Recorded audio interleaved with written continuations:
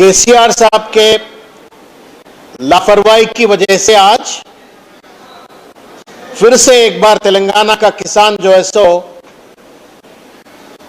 बहुत परेशान में है।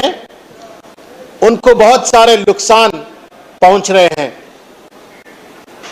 खास तौर से पैडी प्रोक्योरमेंट में जो वादा दिल्ली में केसीआर साहब ने किया था कि एक हफ्ते के अंदर पूरा पैडी खरीद लूंगा बोल के जिन्होंने वादा किया था,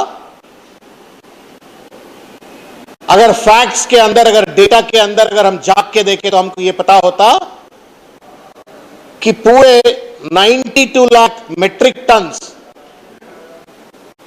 जो पैडी प्रोड्यूस हुआ था उसमें 30% भी अभी तक गवर्नमेंट ने प्रोक्योरमेंट नहीं किया है।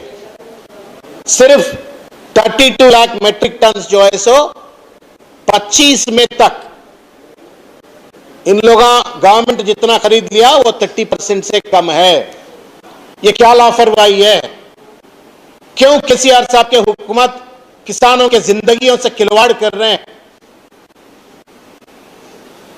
आज भी गनी बैग नहीं है, बरसात पड़े तो कवर करने के लिए टर्पालिन नहीं है, खरीदते नहीं मालूम, नहीं खरीदते नहीं मालूम। किसानों का जिंदगी से खिलवाड़ कर रहे हैं केसीआर साहब तेलंगाना में, मगर दूसरे राष्ट्र में जितने भी किसान हैं उन लोगों का हमदर्द बंधु बोल के जो है सो पंजाब जा रहे हैं, हरियाणा जा रहे हैं या कर्नाटका जा रहे हैं। हमारी खून पसीने से जो पैसा है वो टैक्स पेयर्स का मनी है, वो जो है सो पंजाब का किसान को देने के लिए दिल है, मगर तेलंगाना का किसान जो पैडी प्रोड्यूस किया है उसको खरीदने के लिए तो इनके पास जिम्मेदारी नहीं है। ये कैसा इंसाफ है? रक्षाबंधा के जरिए कांग्रेस पार्टी ने बहुत बड़ा जंग ऐलान किया है।